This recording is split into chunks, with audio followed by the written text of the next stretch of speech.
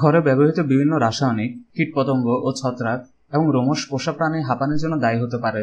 ঘরের ভেতরে ব্যবহৃত কিছু সাধারণ রাসায়নিক দ্রব্য আপনার হাঁপানির অবস্থার অবনতির জন্য দায়ী হতে পারে, যেমন এয়ার ফ্রেশনার, পরিষ্কারক দ্রব্য, কসমেটিক্স, গুল বা আঠা, পেইন্ট, কীটনাশক সামগ্রী ইত্যাদি।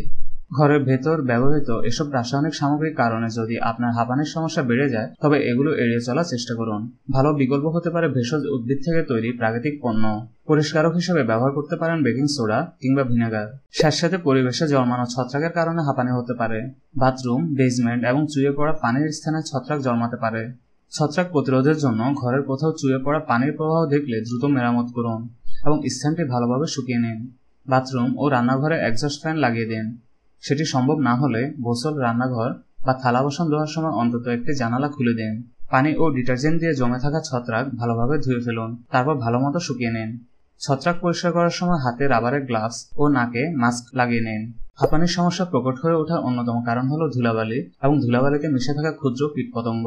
ঘরের ভেতরে ধুলাবালির হাত থেকে বাঁচতে মেঝে থেকে কার্পেট সরিয়ে ফেলুন। সম্ভব হলে কার্পেটের বদলে টাইলস লাগান। বায়ুরোধী প্লাস্টিকের কাভার দিয়ে ম্যাট্রেস, বালিশ ইত্যাদি ঢেকে রাখুন।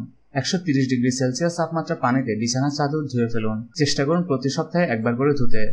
আসবাব, দরজা ইত্যাদির উপরিতল ভেজা কাপড় দিয়ে নিয়মিত মুছুন। গৃহপালিত রোমশ প্রাণীর সংস্পর্শে থাকলে হাঁপানি তীব্রতর হওয়ার সম্ভাবনা থাকে, তাই তাদের সংস্পর্শ এবং চলাচল সীমিত করুন। এসব প্রাণীকে শোবার ঘরে ঢুকতে দিবেন না। সম্ভব হলে ঘরের কার্পেট মুক্ত অংশে তাদের চলাচল সীমিত করুন। খাঁচায় পোষা প্রাণী থাকলে খাঁচাটি অন্য কাউকে দিয়ে পরিষ্কার করান, আর এসব প্রাণী বাইরে রাখাই ভালো। পোষা প্রাণীর চর্মরোগ, যেমন চামড়া উঠে যাওয়া ইত্যাদি অ্যালার্জির কারণ হতে পারে। এগুলো থেকে নিরাপদ থাকতে নিয়মিত পশু ডাক্তার দেখানো এবং পরামর্শ নেওয়া উচিত। আসবাবপত্র যেমন ড্রয়ার, ক্যাবিনেট, আলমারি ইত্যাদি ভেতর এবং বাইরে নিয়মিত পরিষ্কার করুন।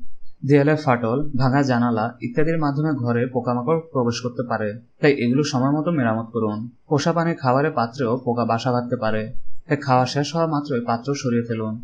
বায়ুরোধী পাত্রে খাবার সংরক্ষণ করুন। ঢাকনাযুক্ত ময়লা রাখার পাত্র ব্যবহার করুন এবং লক্ষ্য রাখুন ময়লা জমে উঠতে না পারে। তাছাড়া ঘরের ভেতর ধূমপান করবেন না, অন্য কাউকেও করতে দেবেন না। গ্যাসের চুলায় রান্না করার সময় এক্সস্ট ফ্যান চালু করে দিন। এরপরও যদি আপনার হাঁপানি না কমে, তাহলে অবশ্যই চিকিৎসকের সাথে দেখা করবেন।